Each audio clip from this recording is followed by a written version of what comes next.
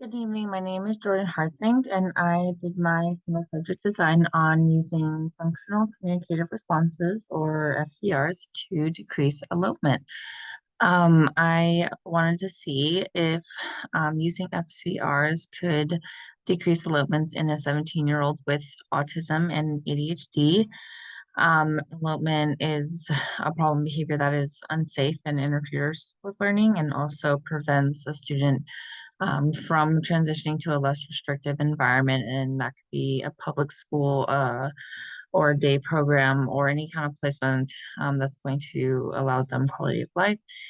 And um, many studies have shown the success of using FCRs to decrease problem behaviors, and it also shows an increase in social skills and communication. And they also recommend thinning the schedule reinforcement as, delivering reinforcement at high rates or essentially at an FR1 frequency is very unmanageable. And so we're trying to make things easier on caretakers and in teachers in general. So a changing criterion was used. I had 20 sessions total. Five of them were baseline, in which we set up the environment to have plenty of noise and non-preferred peers with the door open. So essentially, um, the function of this behavior is to escape the classroom, the noise, the non-preferred peers. And so we're trying to serve that same function. And so after 5 sessions of reinforcing the participant, with the preferred location, through their elopement, we're going to now put, elopement on extinction and set up the classroom during the intervention phase to have the door closed, your body blocking, whatever necessary to prevent participant from eloping and verbally or physically redirecting them back if they do. So during, the intervention phase, we have three phases. The first is a simple FCR that we will be teaching, which is go.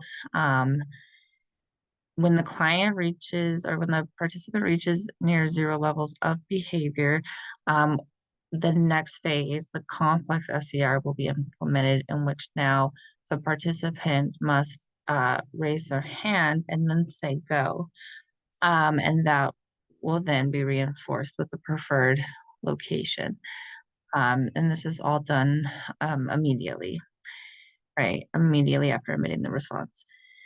After again reaching near zero level behaviors, now we can implement the third treatment phase, which is the delay and tolerance FCR. So we're now teaching the participant to say okay after being denied when they ask to go to the preferred location.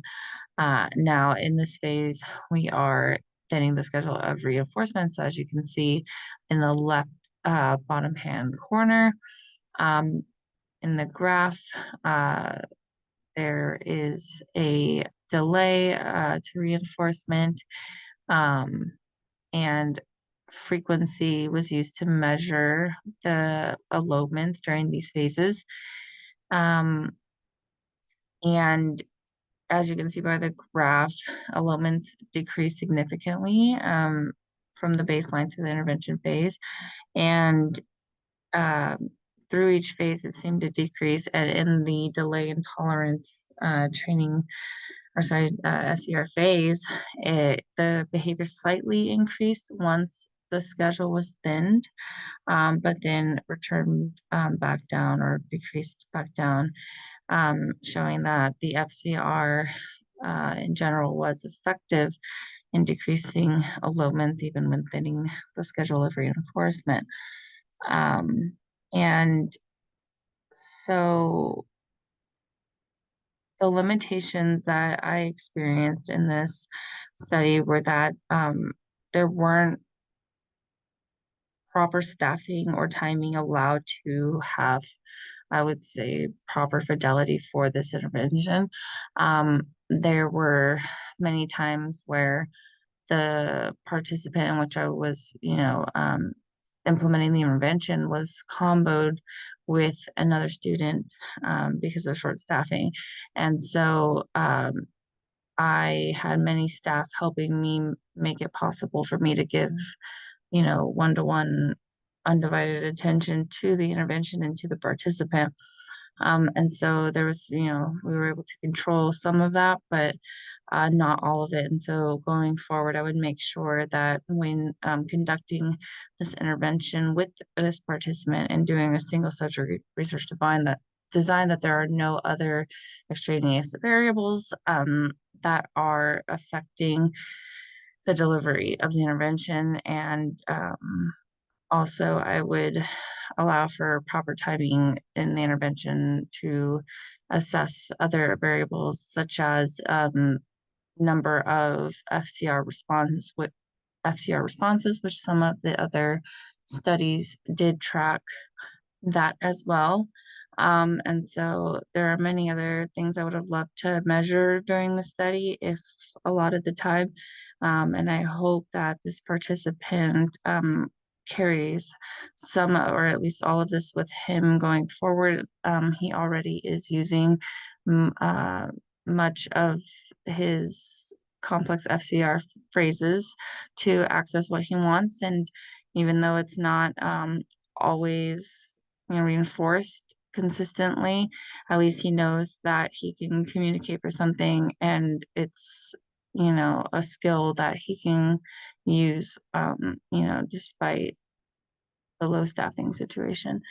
I was very excited that I was able to complete the study and see it through to the delay and tolerance FCR phase.